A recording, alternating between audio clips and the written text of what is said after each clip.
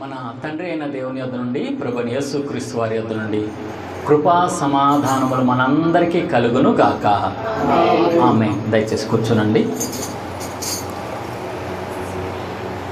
మొట్టమొదటిగా గడిచిన ఈస్టర్ తర్వాత 3వ ఆదివారం నుంచి 4వ ఆదివారం వరకు మనల్ని కాచి కాపాడి భద్రపరిచి క్షేమంగా తన సన్నిధానానికి నడిపించిన దేవాతి దేవునికి, తండ్రి కుమార పరిశుద్ధాత్మ త్రియేక దేవుని నామానికి మహిమ కలుగును గాక. అలాగే చేరువచ్చిన మీ అందరికి కూడా నా హృదయపూర్వకమైన శుభములు. షాలోమ్.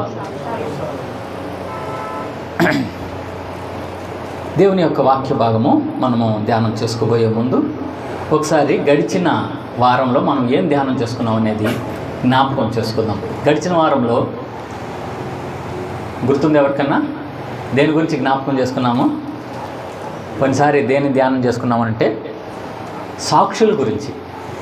ప్రభువు నిమిత్తమై సాక్షులుగా కొంతమంది ఉంటూ వచ్చారు. పేతురు, యోహాను, యాకోబు, ఇట్లా వీళ్ళు సాక్షులుగా ఉంటూ మొదట పేతురు గారు, తర్వాత యోహాను గారు ఏదైతే కన్నానో, ఏదైతే విన్నానో, ఏదైతే చూచానో దాని నిమిత్తము మేము సాక్షులుగా ఉన్నామని చెప్పేసి ఆ సాక్ష్య జీవితం గురించి, అంటే ఏం సాక్ష్యం అంటే యేసుక్రీస్తు ప్రభు వారు చనిపోయి తిరిగి లేచాడనే దానికి పేతురు గారు సాక్షులుగా ఉన్నారు, యోహాను గారు, అంద్రేయ గారు, అలాగే ఇంకా శిష్యులు అందరూ కూడా సాక్షులుగా ఉన్నట్లుగా కొన్నిసారి ధ్యానం చేసుకుంటూ వచ్చాం. ఈసారి దేవుని వాక్యం ధ్యానం చేసుకున్నాము. ఇవ్వబడిన వాక్య భాగంలో, మనం చదవబడిన వాక్య భాగంలో 2 తిమోతిలకు రాసిన పత్రిక, అపోస్తులైన పౌలు గారు తిమోతిలకు రాసిన 2వ పత్రిక 2వ అధ్యాయము 12వ వచనము ఒకసారి చదువుకొని ధ్యానంలోకి ప్రవేశిద్దాము. సహించిన వారమైతే ఆయనతో కూడా ఏలుదుము. ఆయనను ఎరుగమంటే మనలను ఆయన ఎరుగనను. చిన్న ప్రార్థన చేసుకొని ధ్యానంలోకి ప్రవేశిద్దామండి. పరిశుద్ధుడా, ప్రేమ కలిగిన తండ్రి, జీవం కలిగిన దేవా, జీవాధిపతి, గడిచిన వారం మొత్తం కూడా నీ కృప, కాపుదల, భద్రత మా అందరికీ అనుగ్రహించి తండ్రి, మరి యొక్క శుభ ఆదివారాన్ని మాకు అనుగ్రహించినందుకు వందనములు, స్తోత్రములయ్యా. నీ వాక్యం మేము ధ్యానం చేసుకోబోతుండగా ప్రభువా, ఈ మా హృదయ ధ్యానాలు నీ దృష్టికి అంగీకారములుగా ఉండటానికి సహాయం చేయండి అయ్యా. నీ సన్నిధిలో నీ బిడ్డలు ఎంతో ప్రయాసతో ప్రభువా, నీ సన్నిధానానికి ఎండవేడిని కూడా లక్ష్య పెట్టకుండా నీ వాక్యం వినటానికి వచ్చి ఉంటుండగా ప్రభువా, నీ వాక్యం వెల్లడియగుట్ట తోడని వెలుపు కలుగుతుందయ్యా. అది అంతేకాకుండా యెహోవా వైపు చూచువారు నూతన బలం పొందుతారు, పక్షిరాజుల వలె రెక్కల చాపు పైకి ఎగురుతారని నీ తట్టు తిరుగుతూ ఉంటుండగా ప్రభువా, నూతన బలంతో, నూతన ఉత్సాహంతో నీ బిడ్డలు నింపమని వేడుకుంటున్నాం తండ్రి. అలాగున నిలవబడుతున్న నీ దాసుని, గొట్టివాడిని, అయోగ్యుని, అపాత్రుని ప్రభువా, అయా నీ యొక్క సిలువ చాటును మరుగుపరిచి, నా జ్ఞానాన్ని మరుగుపరిచి, నీ జ్ఞానంతో, నీ మాటలతో నన్ను నింపి, నీ సంఘానికి, నీ బిడ్డలకి ఏ మాటలైతే అవసరమో ఆ మాటలే దయచేయమని వేడుకొంచున్నాం ప్రభువా. ఈ యూట్యూబ్ ద్వారా కూడా ఎవరెవరైతే వింటున్నారో ప్రభువా, వారందరూ కూడా నువ్వు దర్శించి నీ యొక్క ఆత్మీయమైన మేలులతో, దీవెనలతో నింపమని వేడుకొంచు. నజరేయుడైన యేసు నామంలో ప్రార్థిస్తున్నాం తండ్రి. ఆమేన్. మరొకసారి మీ అందరికీ షాలోమ్. Thank you. ఈ చదవబడిన వాక్య భాగాలు మనము గడిచిన వారాల్లో సాక్షులుగా ఉంటూ వచ్చారని చెప్పేసి జ్ఞాపకం చేసుకుంటే, ఈసారి మరి ఒకళ్ళు సాక్షిగా ఉంటున్నారు. మనము ఈ టైటిల్ని ఎట్టి పరిస్థితుల్లో మర్చిపోకూడదు. ఈస్టరు తర్వాత 4వ వారం. ఈస్టరు అనగానే అక్కడ 2 పండుగలు గుర్తొస్తున్నాయి. మొదటిగా పస్కా పండుగ గుర్తొస్తుంది, అంటే గుడ్ ఫ్రైడే పండుగ. తర్వాత ఈస్టర్ అంటే పునరుత్థాన పండుగ. ఈ 2 పండుగలని గురించిన తెలియజేయటమే సాక్షులు చేసిన పని. ఈ రెండింటిని యేసు ప్రభువు వారు మన కోసం చచ్చిపోయాడు, నీ కోసం, నా కోసం చనిపోయాడు, తిరిగి పునరుద్ధరణైన తిరిగి లేచాడు. దీన్ని ప్రకటించడమే సువార్త.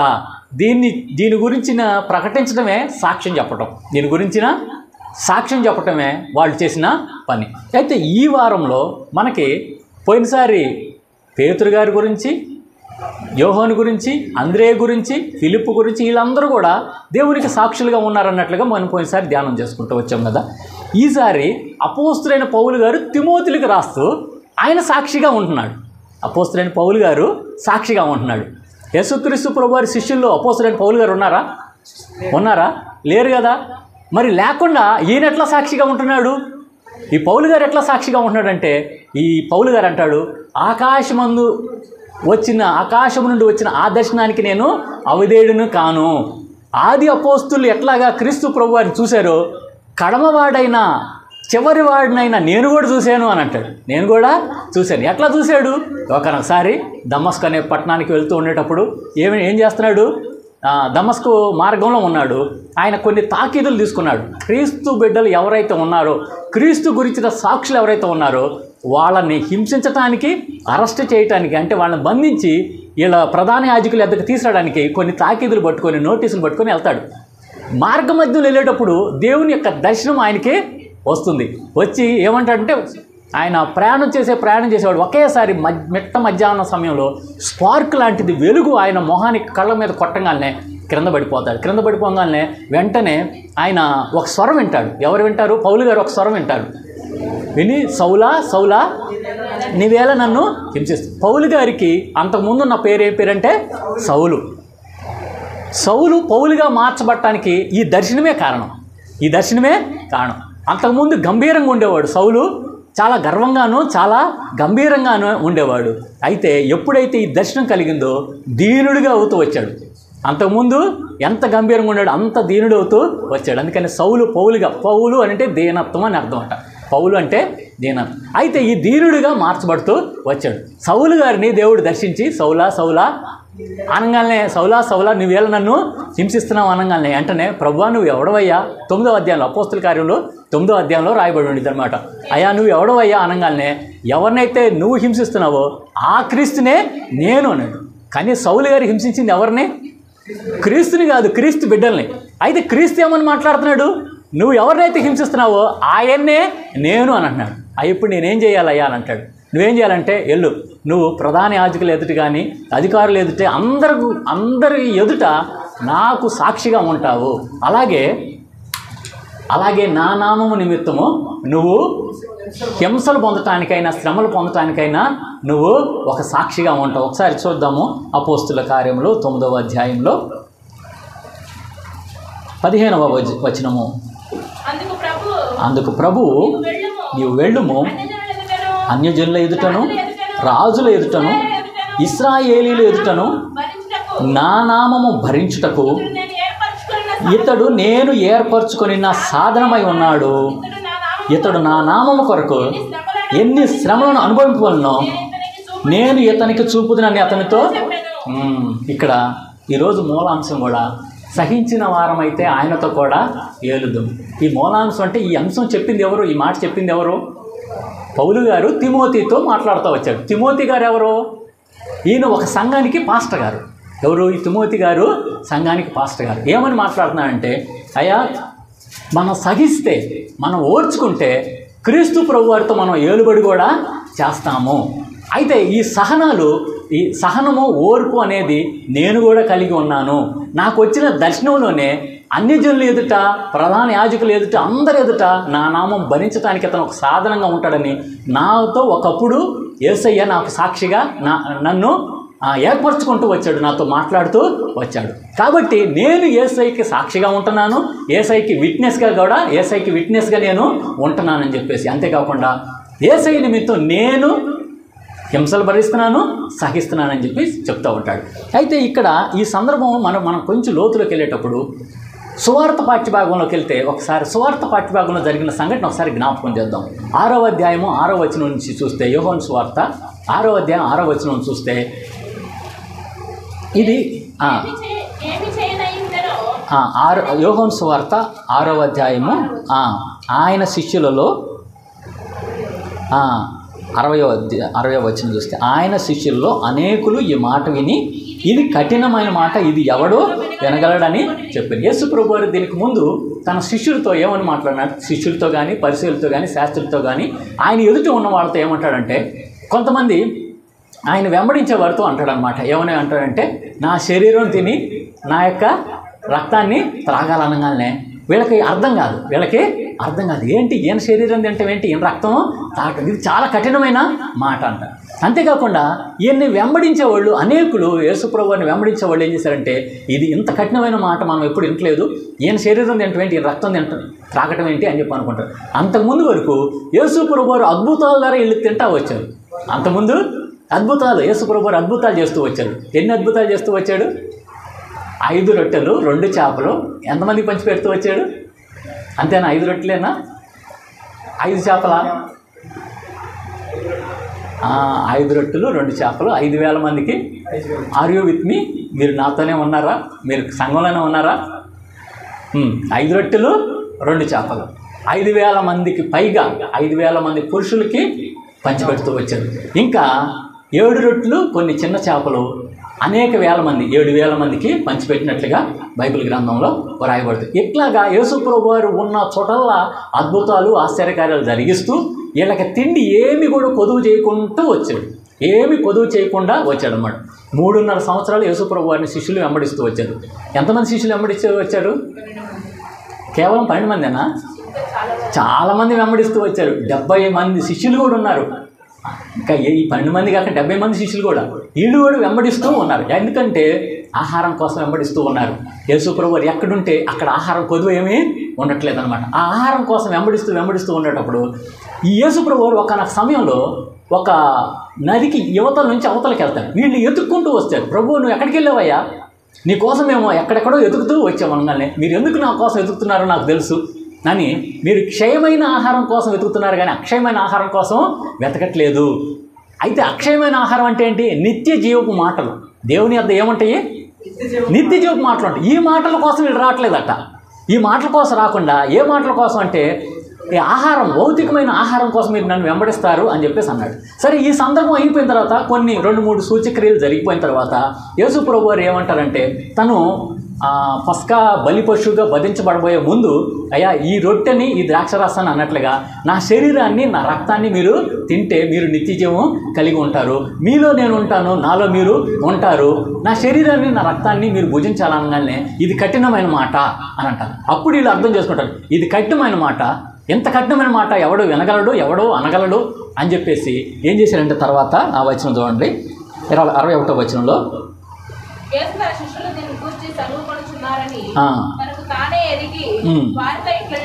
ఈ మాట అనగానే వీళ్ళు ఏం చేస్తారు? అందరూ సణుక్కుంటూ గొనుక్కుంటూ ఉంటారనమాట.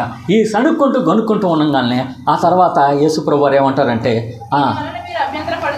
దీనివల్ల మీరు అభ్యంతరపడుచున్నారా? అలాగైతే మనిషి కుమారుడు మీ మునుపున్న చోటునకు ఎక్కుట మీరు చూచిన ఎడల ఏమందురు? ఆత్మయే జీవింపజేయుచున్నది, శరీరము కేవలము. ఇప్పుడు యేసుప్రభు వారు లోతైన మాట చెప్తున్నారు. ఈ ఆత్మ అనేది జీవింపజేసేది, శరీరము కేవలము నిష్ప్రయోజనము. ఈ శరీరము క్షయమైపోయేది. అక్షయమైపోయేది ఏంటిది? అక్షయమైనది ఏంటిది? దేవుని యొక్క ఆత్మ, దేవుని యొక్క మాట. మన ఆత్మ క్షయమైపోదు, దేవుని మాట క్షయమైపోదు, దేవుని రాజ్యము క్షయమైపోదు. దేవుడు క్షయమైపోయే దేవుడు కాదు. ఈ లోక సంబంధం అన్నీ కూడా, భోజనం కానీ ఆహారం కానీ ఈ లోకంలో ఉన్న పదార్థాలన్నీ కూడా ఏమైపోతాయి? క్షయమైపోతాయి. ఇంకా అలాగే ఈ లోకంలో ఉండే ఈ బిల్డింగ్లు కానీ ఈ గుడారాలు కూడా ఏమైపోతాయంట?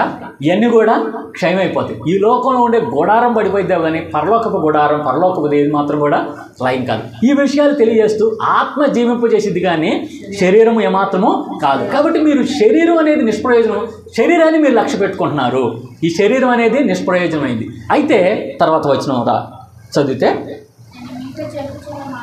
నేను మీతో చెప్తున్న మాటలు ఆత్మయు జీవమునై ఉన్నవి అని చెప్పేసి మీలో విశ్వసించిన వారు కొంతమంది ఉన్నారు. అయితే మీలో అపనమ్మకం కలుగుతుంది. ఈ మాటలు మీకు అర్థం కావట్లేదని చెప్తూ ఏం చేశారంటే, యేసుప్రభు వారు ఈ ఆత్మ సంబంధమైన మాటలు చెప్తే వీళ్ళకి అర్థం కాక వీళ్ళలో ఏం చేస్తారు? కొంతమంది తొలగిపోతారు. ఇక్కడ రాయబడిన 66వ వచనం చూడండి.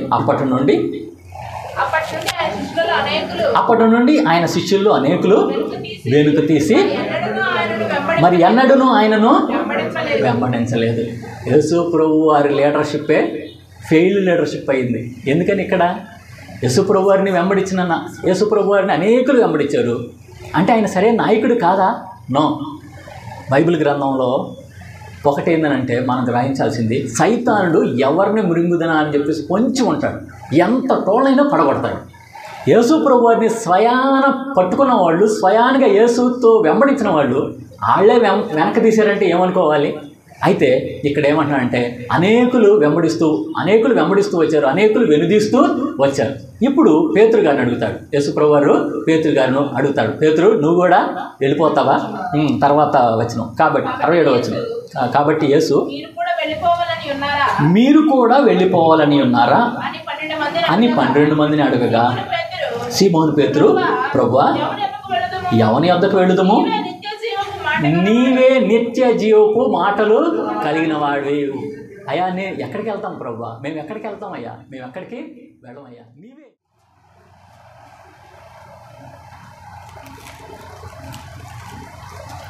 తొమ్మిదవ వచనం చూస్తే, నేను నేరస్తుడనై ఉన్నట్లు ఆ సువార్త విషయమై సంఖ్యలతో బంధింపబడి శ్రమపడుచున్నాను. అయినను దేవుని వాక్యము బంధింపబడి ఉండలేదు. ఇప్పుడు ఈ పౌలు గారు ఎక్కడుండి ఈ పత్రిక రాస్తూ వచ్చాడు? తిమోతికి చెరసాలలో సంఖ్యలతో ఉండి రాస్తూ వచ్చాడు. ఏ నేరం చేశాడని పౌలు గారిని చెరసాలలో సంఖ్యలలో వేస్తూ వచ్చారు? ఎస్, సువార్త. ఏంటి సువార్త అంటే ఏంటి?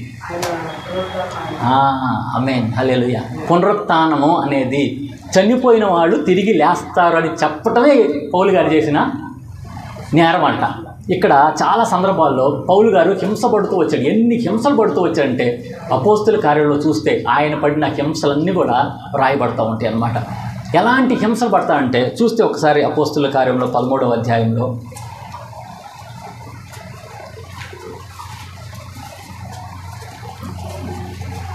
మొదటగా 9వ అధ్యాయం ఒకసారి జ్ఞాపకం చేసుకుందాం అండి. 9వ అధ్యాయం 23-24 వచనాలు. అపోస్తుల కార్యంలో 9:23-24 వచనాలు. అనేక దినములు గతించిన పిమ్మట యూదులు అతనిని చంపన ఆలోచింపగా వారి ఆలోచన సౌలునకు తెలియవచ్చును. వారి అతని చంపవలనని రాత్రింబగళ్ళు ద్వారముల యొద్ద కాచుకొనుచు ఉన్నారు అని చెప్పి రాయబడింది. అంటే ఏంటి? పౌలు గారిని ఏం చేయాలనుకున్నారు? వీళ్ళు చంపాలనుకున్నారు. ఎందుకు చంపాలనుకున్నారు? పౌలు గారిని ఎందుకు చంపాలన్న ఆలోచన ఇలా కలిగింది. అంత క్రిమినల్గా ఏం చేశాడు పౌలు గారు? ఏం చేయలేదు. ఒకటే, మత యుద్ధాలు అనేది, మతం అనేది అంటే విశ్వాసం అన్నమాట. ఈ విశ్వాసాన్ని కానీ ఎవరన్నా వమ్ము చేసేటట్లుగా మాట్లాడితే అక్కడ ఏమవుతుంది? కలహాలు, పెద్ద పెద్ద గొడవలు జరుగుతాయి అన్నమాట. అయితే యూదులు ఏమి నమ్ముతున్నారంటే క్రీస్తు అనే ఆయన ఒక సామాన్యమైన మనిషి మాత్రమే, ఒక ప్రవక్త మాత్రమే. ఈయన ఎట్టి పరిస్థితుల్లో చనిపోయి తిరిగి లేవలేదు అని చెప్పి ఏమంటాడు? యూదులు అంటారు. పౌలు గారు ఏమంటారు? పౌలు గారు కూడా ఒకప్పుడు అన్నవాడు. పౌలు గారు కూడా ఒకప్పుడు ఏమన్నాడు? సౌలుగా ఉన్నప్పుడు ఏం చేశాడు? హింసిస్తూ వచ్చాడు. హింసించిన వాళ్ళు ఒకళ్ళ పేరు మనం జ్ఞాపకం చేసుకున్నాం. సౌలు గారు, స్టెఫను. సౌలు గారు హింసించే సమయంలో స్టెఫన్ని రాళ్లతో కొట్టబడినప్పుడు సౌలు గారు ఎక్కడున్నారు? వాళ్ళ బట్టల దగ్గర కాపలా ఉంటాడు. అంటే ఆమోదించాడు, వీళ్ళని చంపాల్సిందే అని చెప్పేసి. స్టెఫన్ ఏమో నేను ప్రభువుని చూస్తున్నాను, ఆకాశ మండలంలో ఆయన సింహాసనాసురుడినే దేవుడిని యేసుప్రభుని చూస్తున్నాను అన్నాడు. స్టెఫను యాక్చువల్గా యేసుప్రభు శిష్యుడా? కాదు, ఆది అపోస్తులు ఏర్పాటు చేయబడిన సంఘ పెద్ద. స్టెఫను, ప్రొకొరు, నీకానోరు, తీమోను, పరిమలాసు, నికలాసు, ఇట్లాగే 7 మందిని సంఘ పెద్దలుగా ఏర్పాటు చేస్తూ వచ్చాడు. ఆ సంఘ పెద్దల్లో స్టెఫను ఆయన జ్ఞానాత్మ పూర్ణుడిగా ఉండి స్టెఫను సువార్త ప్రకటిస్తాడు. సువార్త ప్రకటించబడినప్పుడు ఏమయ్యాడు? హింసించబడుతూ వచ్చాడు, రాళ్లతో కొట్టబడుతూ వచ్చాడు. ఆ రాళ్లతో కొట్టబడటానికి ప్రేరేపించింది ఎవరు? సౌలు గారు. వెనక సౌలు గారు కూడా ఉన్నారు. అందుకని ఆయన బట్టల దగ్గర ఉండి సమ్మతించిన వాడుగా ఉంటూ వచ్చాడు. మరి ఇట్లాగే హింసించిన వ్యక్తి ఏమని హింసిస్తూ వచ్చాడంటే క్రీస్తు అనే ఆయన కేవలం ఒక మనిషి మాత్రమే, ఒక ప్రవక్త మాత్రమే. ఈయన చనిపోయి తిరిగి లేవలేదు, ఈయన దేవుడు ఎట్టి పరిస్థితుల్లో కానే కాదు అన్నవాడు. ఎప్పుడైతే దర్శనం పొందుకున్నాడో, దర్శనం పొందుకోగానే అయ్యా యేసయ్యా నిజంగా దేవుడేనయ్యా, చనిపోయి తిరిగి లేచాడగానే యూదులు ఏం చేశారు? ఈయన చంపడానికి ప్రయత్నం చేస్తున్నారు. ఈయన చంపడానికి ప్రయత్నం చేస్తారు. ఈయన ఏం చేశాడంటే ఈయన ప్రకటించడం, పారిపోవడం, ప్రకటించడం, పారిపోవడం. 13వ అధ్యాయంలో చూస్తే 45వ వచనంలో 13వ అధ్యాయం 45వ వచనం అపోస్తుల కార్యంలో యూదులు జనసమూహం చూచి మత్సరముతో నిండుకొని దూషించుచు ఈయన చెప్పే ప్రసంగానికి అడ్డం వచ్చారట. అంతేకాకుండా దూషిస్తూ వచ్చారట. 49వ వచనం కూడా గమనిస్తే ప్రభు వాక్యము ఆ ప్రదేశం అంతటా వ్యాపించును గాని యూదులు భక్తి మర్యాదలు గల స్త్రీలను ఆ పట్టణపు ప్రముఖులను రేపి పౌలునకు బర్నబాకును హింస కలుగు చేసి ఏం చేశారని నిలగొట్టారు? ఏం చేశారని పునరుద్ధానాన్ని గురించి ప్రకటిస్తున్నాడు. యేసు ప్రభు నిజమైన దేవుడయ్యా అని చెప్పినందుకు ఏం చేశారంటే కొంతమంది స్త్రీలని పురుకొలిపి రేపి పౌలుకి బర్నబాకి వ్యతిరేకంగా ఉండి వాళ్ళని హింస పెట్టి పట్టణం నుంచి వెళ్ళగొట్టేశారంట. ఇప్పుడు పౌలు గారు ఈ యొక్క శ్రమలన్నీ సహిస్తున్నాడా లేదా? తర్వాత ఇంకొక వచనం కూడా గమనిద్దామండి. అపోస్తుల కార్యంలోనే ఇవన్నీ ఉంటాయి. అపోస్తుల కార్యంలోనే 14వ అధ్యాయం 5వ వచనం. మరియు అన్యజనులను యూదులను తమ అధికారులతో కలిసి వారి మీద పడి వారిని అవమానపరిచి రాళ్ళు రువి చంపవలనని ఉండిరి. ఎవరినంటే పౌలు బర్నబాని రాళ్ళు రువి చంపవాలని అనుకున్నారు. అలాగే 19వ వచనం గమనిస్తే అంతియొకయ నుండి ఈకోనియా నుండి యూదులు వచ్చి జనసమూహములను తమ పక్షముగా చేసుకొని పౌలు మీద రాళ్ళు రువి అనుకొని అతడు చనిపోయినని అనుకొని పట్టణం వెలుపలికి అతన్ని ఈడ్చిరి. అంటే పౌలుని ఏం చేశారు? ముందు అనుకున్నారు, తర్వాత ఏం చేశారు? కొట్టి చంపేశారు, రాళ్ళతో కొట్టి చంపేశారు. పౌలు గారు ఇవన్నీ సహిస్తూ వచ్చారు. ఆనాడు స్టెఫన్ సహిస్తూ వచ్చాడు. అలాగే పౌలు గారు కూడా. అయితే వీళ్ళు ఏంటి చూసిన వాళ్ళ వీళ్ళు యేసుప్రభువుని చూశారా? యేసుప్రభువుని చూడలేదు, ప్రత్యక్షంగా చూడలేదు. అయితే చనిపోయి తిరిగి లేచిన తర్వాత చూశారు. వీళ్ళు చనిపోయి తిరిగి లేచిన తర్వాత చూశారనమాట. ఆ లేచిన తర్వాత చూచి అప్పుడు ఏమంటున్నారంటే, అయ్యా నేను ఆ ప్రభు యొక్క ప్రత్యక్షతని స్పష్టంగా చూశాను కాబట్టి ఆయన గురించి నేను సాక్షిగా ఉంటున్నాను, ఆయన నిమిత్తం సహిస్తున్నాను వహిస్తున్నాను అని చెప్పేసి రాళ్లతో కొట్టి చంపేసినా కూడా ఏమాత్రం కూడా ఒకప్పుడు ఏం చేసేవాళ్ళు, ఒకప్పుడు ఏనే రాళ్లతో కొట్టడం ఏనే హింసించడం చేసినవాడు ఇప్పుడు రాళ్లతో కొట్టించుకుంటూ ఏమంటున్నాడంటే తర్వాత 22వ వచనం చూడండి. శిష్యుల మనస్సులను దృఢపరిచి విశ్వాసమందు నిలకడగా ఉండవలనని అనేక శ్రమలను అనుభవించి మనము దేవుని రాజ్యంలో ప్రవేశించాలని వారిని ఇప్పుడు ఏమంటున్నా అంటే ఈయన శ్రమలను అనుభవిస్తూ అయ్యా మీరు కూడా అనేకమైన శ్రమలను అనుభవిస్తేనే దేవుని రాజ్యంలోకి ప్రవేశించగలుగుతారు అని చెప్పేసి ఈయన ఒక స్టేట్మెంట్ ఇస్తున్నారు. ఎవరు? పౌలు గారు. అందుకని అన్నాడు సహించిన వారమైతే ఆయనతో కూడా ఏలుదుమని. ఇంకొక సందర్భం కూడా ఒకసారి చూద్దాం. అపోస్తుల కార్యములు 16వ అధ్యాయము 22వ వచనం గమనిస్తే అప్పుడు జనసమూహం వారి మీదకి దొమ్మిగా వచ్చెను, న్యాయాధిపతులను వారి వస్త్రములు లాగివేసి వారిని బెత్తములతో కొట్టవలనని ఆజ్ఞాపించిరి. వారు చాలా దెబ్బలు కొట్టి వారిని చెరసాల్లో వేసి భద్రముగా కనిపెట్టవలనని చెరసాల నాయకుడికి ఆజ్ఞాపించారు. మామూలుగా బెత్తంతో కొడితే ఒంటి మీద అంటే బట్టలు ఉన్నప్పుడు కొడితేనే సహించుకోలేము. చిన్నలు ఏం చేశారంటే బట్టలు ఊడదీసి బెత్తాలతో కొట్టారంటే ఒక్కసారి ఊహించుకుంటే ఎంత భయంకరమైన హింస వీళ్ళు అనుభవిస్తూ వచ్చారు. హింస ఎంతగా దెబ్బలు కొట్టించుకున్నా కూడా ఎక్కడ కూడా దేవుడికి వ్యతిరేకంగా తిరుగుబాటు చేసిన సందర్భం లేదు. ఈ సందర్భంలో మనం ఈ సువార్తని జ్ఞాపకం పెట్టుకుంటే ఇది వినాలి. సువార్త జ్ఞాపకంలో ఏంటి? సువార్తలో యేసుప్రభు వారిని కొంతమంది వెనుక తీస్తూ వచ్చారు, కొంతమంది యేసుప్రభు వారిని వెంబడించేవాళ్ళు వెనుక తీస్తూ వచ్చారు. ఎందుకు వెనుక తీస్తూ వచ్చేవాళ్ళు? ఆహారం దొరకలేదని. ఆహారం కేవలం క్షయమైన ఆటి.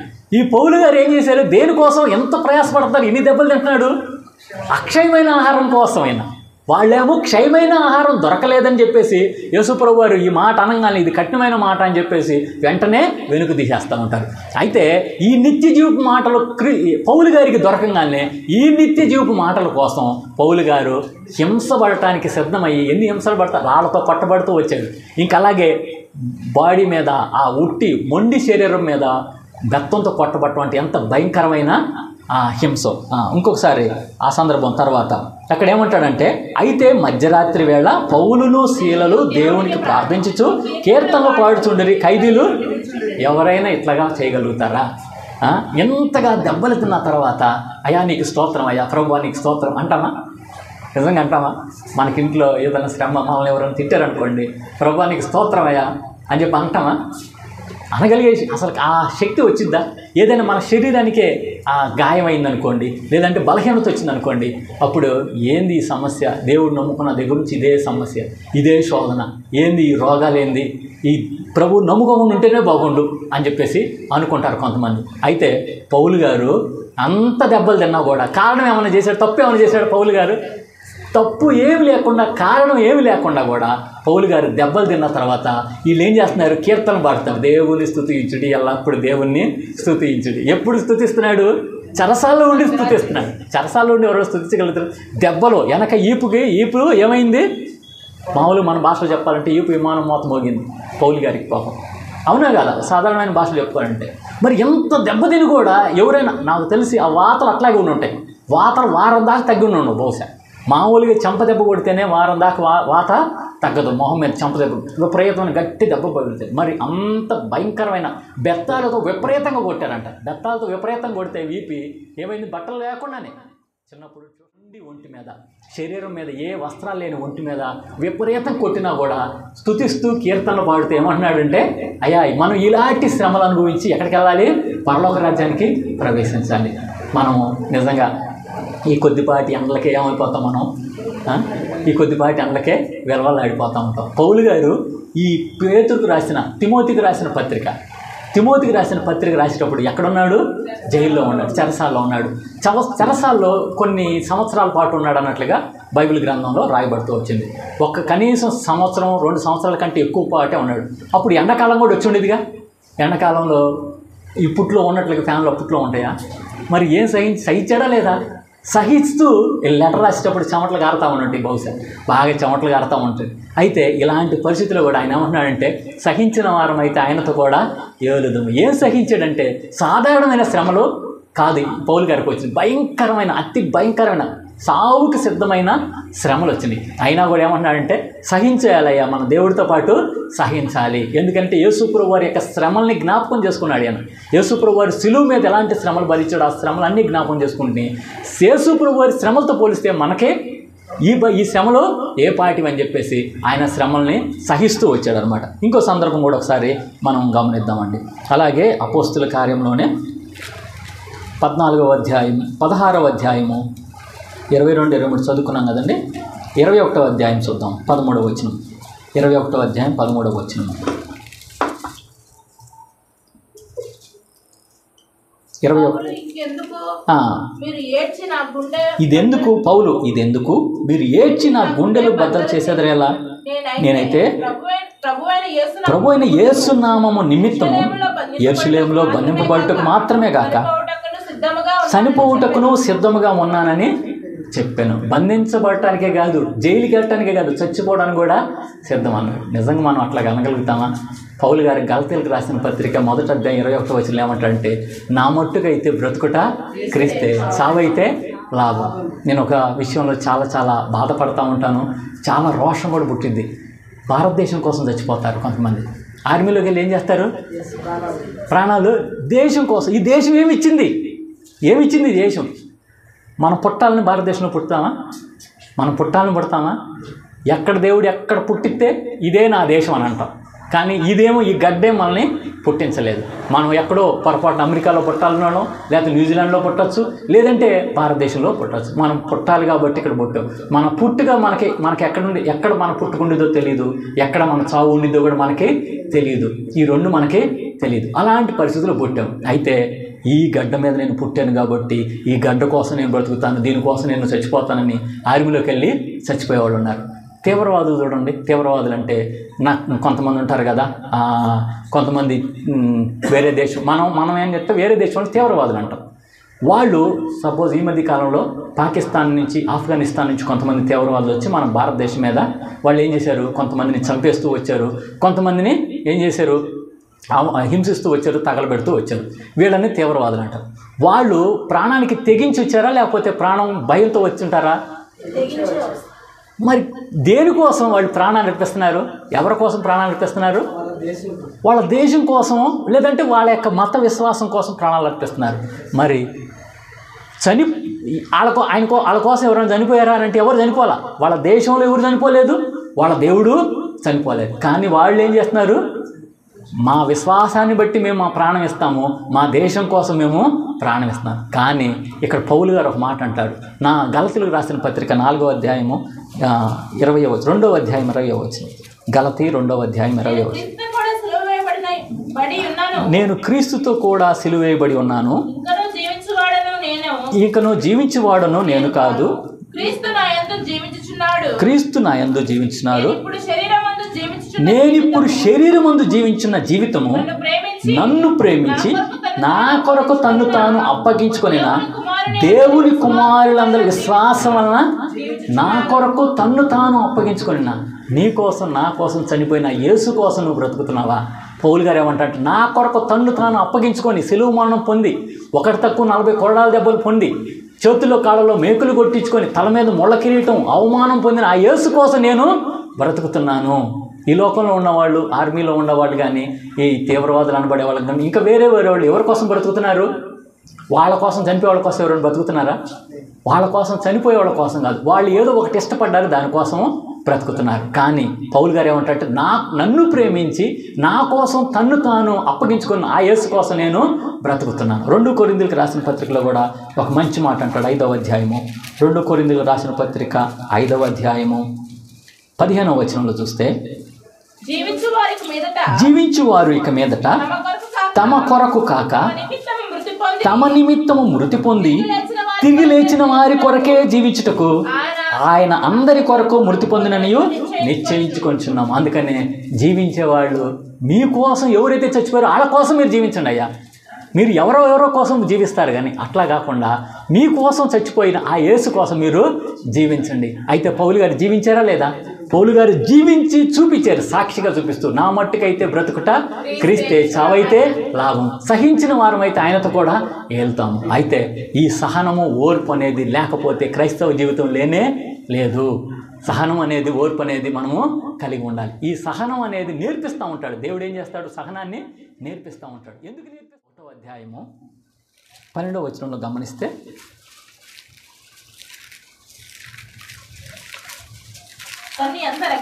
తన్ను ఎందరు అంగీకరించరో వారందరికీ అనగా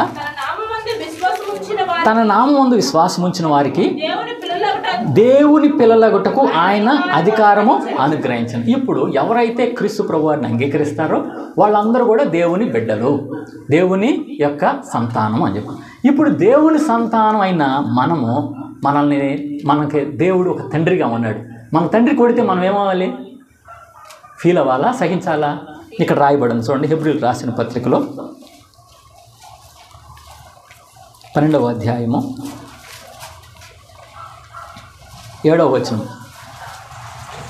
12వ అధ్యాయం 7వ వచనం. శిక్షాఫలము పొందుటకై మీరు సహించుచున్నారు, దేవుడు కుమారులనుగా మిమ్మును చూచుచున్నాడు. తండ్రి శిక్షింపని కుమారుడు ఎవడు? దేవుడు అంట. మనల్ని ఏం చేశాడంటే కుమారులుగా, కుమార్తెలుగా చేశాడు. మరి మన భూలోకంలో ఉండే తల్లిదండ్రులే మనల్ని ఏం చేస్తారు? శిక్షిస్తారు. మరి ఈ భూమి సంబంధమైన క్రమశిక్షణే ఈ తండ్రి పెడితే, పరలోకమైన తండ్రి ఏం చేస్తాడు? పర సంబంధమైన క్రమశిక్షణ పెడతాడు కదా. అదే ఇక్కడ రాయబడింది. తర్వాత వచనంలో ఇదంతా గురించి క్లియర్గా రాయబడినాడు. కుమారులైన వారందరూ శిక్షలో పాలు పొందుతున్నారు. మీరు పొందని ఎడల దుర్బీజులే కానీ కుమారులు కాదు. మరియు శరీర సంబంధులైన తండ్రులు మనకు శిక్షకులై ఉండిరి, వారి యందు భయభక్తులు కలిగి ఉంటిమి. అట్లయితే ఆత్మలకు తండ్రి అయిన వానికి మరి ఎక్కువగా లోబడి, ఆత్మలకు తండ్రి అయిన ఆ దేవుడికి మనం ఎక్కువగా లోబడి బ్రతకవలను కదా. ఎందుకంటే ఇహలోకపు తండ్రి నిన్ను శిక్షిస్తున్నప్పుడు పరలోకపు తండ్రి శిక్షించడా అని చెప్పాను. కాబట్టి నువ్వు నేను ఈ భూమి మీద ఉన్నప్పుడు కొన్ని శిక్షలు, కొన్ని శ్రమలు, కొన్ని కష్టాలు వస్తూ ఉంటాయి. ఈ కష్టాలు, శ్రమలు వచ్చినప్పుడు ఏం చేయాలి? మనం వెనకతట్టు తిరగాల. వెనక తట్టు తిరిగితే నాగట్టి మీద చెయ్యి పెట్టి వెనక తట్టు తిరుగువాడు నాకు పాత్రుడు కాడే కాదు. అలాగే అనేకులు యేసు ప్రభువు వారిని వెంబడించే వాళ్ళు వెనక తిరిగి చూశారు.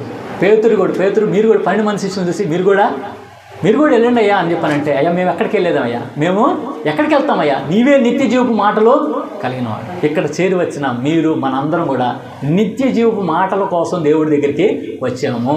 కాబట్టి దేవుడి యందు విశ్వాసం ఉంచి ఆయన మాటలు వినటానికి వచ్చిన నిన్ను నన్ను దేవుడు సిగ్గుపరచడానికి అప్పగిస్తాడా? అవమానపరచడానికి అప్పగిస్తాడా? ఆయన యందు విశ్వాసం వచ్చిన వాడు ఎవడు కూడా సిగ్గు నొందనీయనుడు అని చెప్పి రాయబడుతూ వచ్చింది. చూడండి ఒకసారి కీర్తనల గ్రంథంలో 25వ కీర్తన 2వ చరణం గమనిస్తే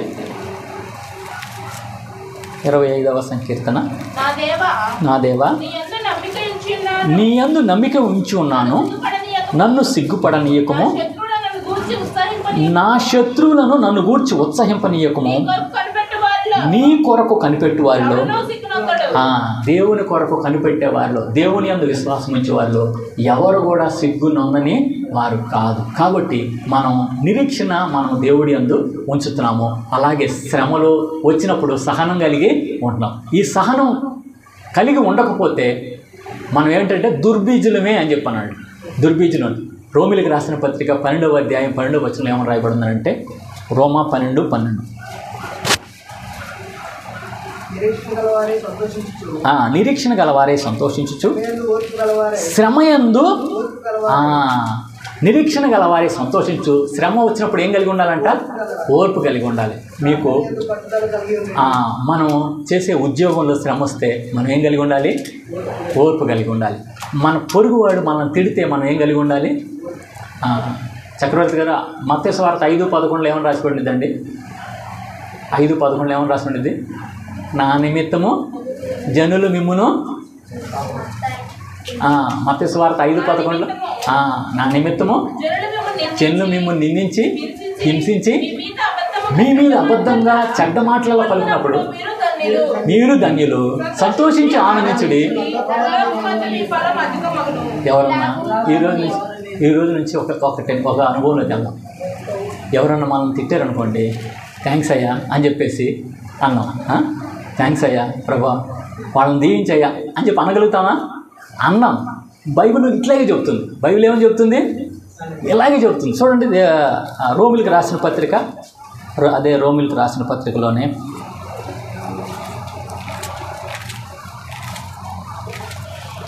12వ అధ్యాయము 14వ వచనం, మిమ్మల్ని హింసించు వారిని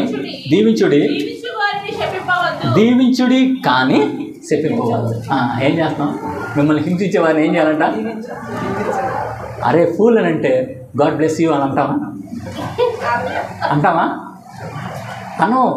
కానీ దేవుడు ఏమంటున్నాడు? అనమంటున్నాడు. అన్నామా? మరి ఈసారి నుంచి అన్నామా? అనాలని చెప్పి దేవుడు సెలవిస్తున్నాడు. మిమ్మల్ని ఎవరైతే దూషిస్తారో వాళ్ళని మీరు దీవించండి కానీ శపించవద్దు. మన హృదయంలో కూడా ఎవరిని కూడా శపించకూడదట. ఒకవేళ గడిచిన దినాల్లో ఏమన్నా శపిస్తే, ఎవరన్నా తిట్టుకుంటే, ప్రభా నన్ను క్షమించయ్యా, యేసయ్యా ఏనాడైనా హృదయంలో ఎవరినైనా నోటితైనా దూషించాడా? శపించాడా?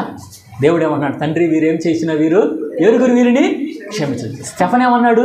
అయ్యా ఈ దోషం వీళ్ళ మీదకి రానీకయ్యా అని చెప్పి ప్రార్థన చేశాడు. ఇంకా పౌలు గారు ఏమంటాడు? పౌలు గారు అన్ని దెబ్బలు తిన్నా కూడా ఏం చేశాడు? అయ్యా విశ్వాసంలో మీరు దృఢంగా ఉండండి అయ్యా, దృఢంగా ఉండి ఏం చేయాలి? మీరు ఈ శ్రమను సహించి పరలోకానికి వెళ్ళాలన్న. ఈయన మీదకి ఎంతమంది దాడి చేస్తున్నా ఆయన తిరిగి దాడి చేశాడా? మరి సహిస్తూ వచ్చాడు. మరి మనం కూడా ఈ రోజు నుంచి ఒక అనుభవంలోకి రావాలి. ఎవరైతే మనల్ని కర్స్ చేస్తున్నారో వాళ్ళనేమో బ్లెస్ చేయాలి మనం. Those who are cursing you have to bless him. అలాంటి అనుభవం మనం కలిగితే ఎంత ధన్యులని చెప్పండి. నిజంగా క్షమాగుణం కలిగినోడు ఎప్పుడు సంతోషంగా ఉంటాడు. క్షమాగుణం కలిగినోడు సంతోషంగా. గర్విష్ఠుడు ఎప్పుడు కూడా సంతోషంగా ఉంటాడు. గర్విష్ఠుడు సంతోషంగా ఉంటాడా? నన్ను అంటాడా వాడు? నన్నేమనుకుంటున్నాడు అని చెప్పేసి అనుకుంటే వాడు ఎప్పుడు కూడా జీవితంలో సంతోషంగా ఉండడు. గర్వంగా ఉండగలుగుతాడు, అధికారం కలిగి ఉంటాడు, ఉన్నత స్థితిలో ఉండగలుగుతాడు, కానీ ఒంటరిగానే ఉండగలుగుతాడు. సంతోషం అనేది ఉండదు. కాబట్టి మనం ఎప్పుడైతే ఎదుటి వాళ్ళని క్షమిస్తామో సంతోషం కలిగి ఉంటాము. అందుకని బైబిల్ గ్రంథంలో ఇక్కడ రోమిలికి రాసిన పత్రికలో శక్యమైతే సమస్త మనుషులతో మీరు సమాధానంగా ఉంటాడు. చూడండి, అందులో రాయబడి ఉంది. చదవండి 18వ వచనంలో, శక్యమైతే మీ చేతనైనంత మట్టుకు సమస్త మనుషులతో సమాధానముగా ఉండుడి. తర్వాత, ప్రియులారా మీకు మీరే పగ తీర్చుకొనక దేవుని ఉగ్రతకు చోటీయుడి. పగ తీర్చుట నా పని, నేను ప్రతిఫలం ఇస్తాను ప్రభు చెప్పుచుడని. ఇంకో విషయం ఏం తెలుసా? ఇంకొక ప్రాముఖ్యమైనది. ఇది నిజంగా నువ్వు కానీ నిన్ను తిట్టేవాడిని నువ్వు బ్లెస్ చేస్తే దేవుడి కర్స్ చేస్తాడు. దేవుడు ఏం చేస్తాడు? ఇక్కడ రాయబడింది, పగ తీర్చుట దేవుని బిడ్డల్ని ఏమన్నా అనంటే దేవుడు ఊరుకుంటాడా? మన పిల్లల్ని ఏమనంటే మనం ఊరుకుంటామా? మన పిల్లల్ని ఏమన్నా ఊరుకుంటామా? మరి మన పిల్లల్నే మనం ఏమనంటే ఊరుకున్నప్పుడు పరలోకపు తండ్రి మనల్ని చూస్తా మనల్ని ఎవరనంటే ఊరుకుంటాడా? మామూలు కాదు, భయంకరంగా ఉండిద్దండి. దేవుడి చేతిలో పడటం భయంకరం. శాంతి లేపేసేస్తాడంట. మనుషులు ఎగిరిపోతారండి. ఒక్కొక్కళ్ళు అయితే కాళ్ళు చేయి ఇరిగిపోతూ ఉంటాయి ఒక్కొక్కళ్ళు. ఎందుకు అనంటే నా బిడ్డని ఇట్లా చేస్తావా, భలే భయంకరంగా ఉండిద్ది శిక్ష. చూడండి 109వ కీర్తనలో రాయబడింది. 109వ కీర్తన మొత్తం కూడా దేవుడి బిడ్డలకు వ్యతిరేకంగా చేసే వాళ్ళ గురించి రాయబడి ఉండేది. 109వ కీర్తనలో 20వ వచనం చూస్తే,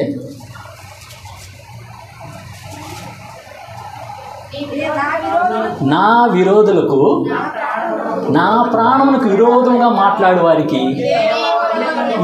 ఇదే యెహోవా వలన కలుగు ప్రతీకారం. మీరు తర్వాత ఇంటికి వెళ్ళిన తర్వాత 109వ కీర్తన వెళ్ళి చదవండి.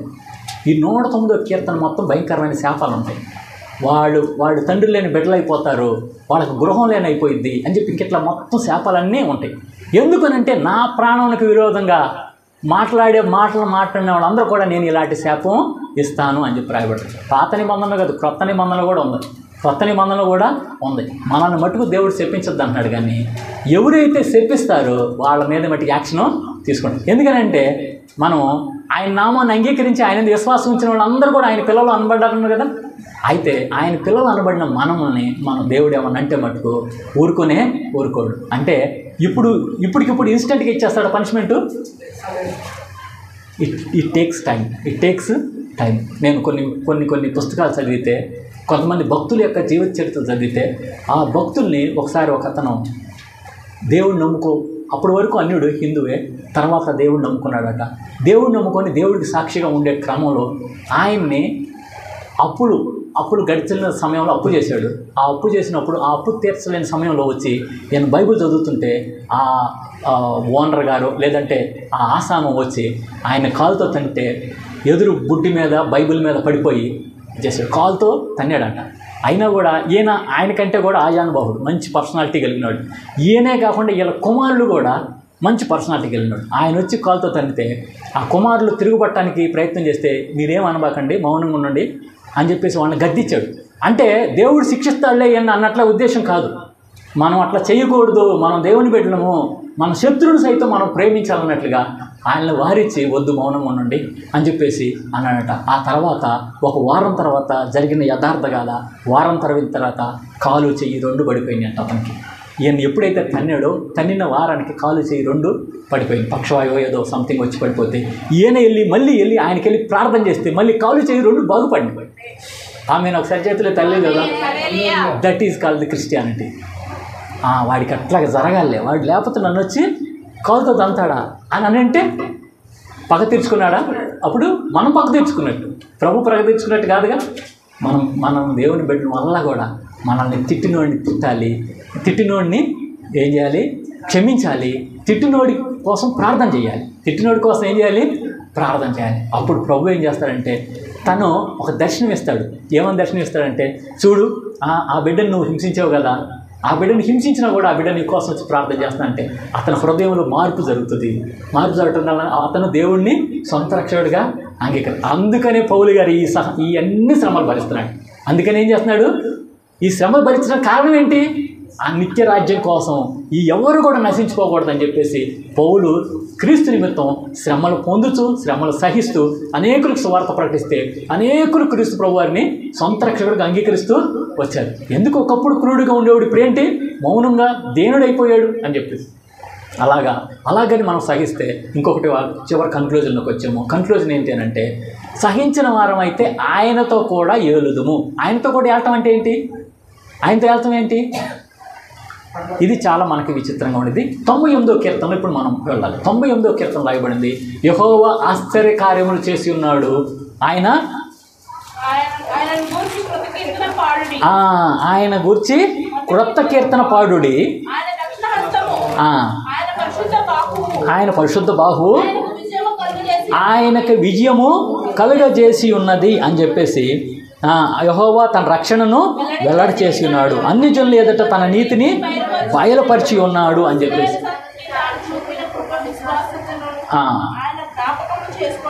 ఇవన్నీ చూస్తే ఈ 98వ కీర్తన చూస్తే ఇదంతా కూడా దేవుని రాజ్యానికి సంబంధించినది, దేవుని యొక్క రాజ్యం. ఇంకా ఇక్కడ కొన్ని అధ్యాయాలు చూస్తే 97వ అధ్యాయం మొదటి వచనం చూస్తే యెహోవా రాజ్యము చేయుచున్నాడు, భూలోకము ఆనందించును గాక అని చెప్పి రాయబడి ఉంది. అలాగే 99వ కీర్తనలో మొదటి వచనం చూస్తే మొదటి చరణం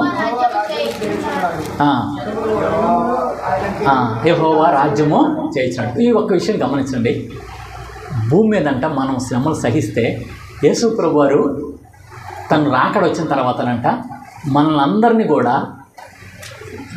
ఆత్మస్వరూపులుగా చేయటమే కాకుండా ఈ భూమి మీదంట మనకి ఈ భూ ప్రజలు ఎవరైతే మనల్ని హింసించారో, ఎవరైతే మనల్ని దూషించారో వాళ్ళ మీద మనకు అధికారం ఇస్తాడంట. Do you believe it? నువ్వు నమ్ముతావా? నమ్మగలుగుతావా? కానీ దేవుడు ఏమంటున్నా అంటే మనమంట 1000 ఏండ్ల పరిపాలన అనేది ఒకటి ఉండిద్దట. 1000 ఏండ్ల పరిపాలన. ఆ పరిపాలనలో మనల్ని దేవుడి ప్రైమ్ మినిస్టర్ అయితే ఆయన ప్రక్కన మినిస్టర్లుగా మనం ఉంచాడట. ఎస్, ఇది exactly what the word of God says I'm saying. Bible వాక్యం ఏదైతే చెప్తుందో అప్పుడు అదే నేను చెప్తున్నాను. బైబిల్ గ్రంథం రాయబడింది, మీరు కిరీటాలు ధరిస్తారని కదా, కిరీటాలు ధరిస్తారు. కిరీటాలు ఎవరు ధరిస్తారు? రాజులు ధరిస్తారు. మనల్ని రాజులుగా చేస్తాను అని చెప్పి చెప్తారు. ఆయనేమో రాజాతి రాజుగా ఉంటే మనను కూడా ఆయన ప్రక్కన ఏం చేస్తారంటే ఆయన మహిమ సింహాసనం ఎదుట కూర్చొని పెట్టి అనేకుల్ని ఏలుబడి చేయడానికి అధికారం ఇస్తాడట. అంటే నువ్వు ఇప్పుడు సహించావు కదా, మరి ఇప్పుడు సహించిన దానికి నీకేంటి అని అంటే మరలా వాళ్ళని నువ్వు ఏలుబడేలాగా చేసేలాగా చేస్తాడు. ఇది నమ్మటానికి చాలా భయంకరంగా ఉండేది, నమ్మటానికి ఇది. అయితే దేవుని రాకడ తర్వాతనంట ఈ భూమి మీద ఎవరైతే దేవునికి వ్యతిరేకంగా తిరుగుబాటు చేస్తూ వచ్చారో, నీకు నాకు వ్యతిరేకంగా తిరుగుబాటు చేస్తూ వచ్చారో వీళ్ళందరి మీద మనల్ని రాజ్యము చేసేటట్లుగా, మనల్ని అధికారం చేసేటట్టుగా దేవుడు మనకి అధికారము మనకిస్తాడు. సహించిన వారమైతే ఆయనతో కూడా ఏలు. చూడండి.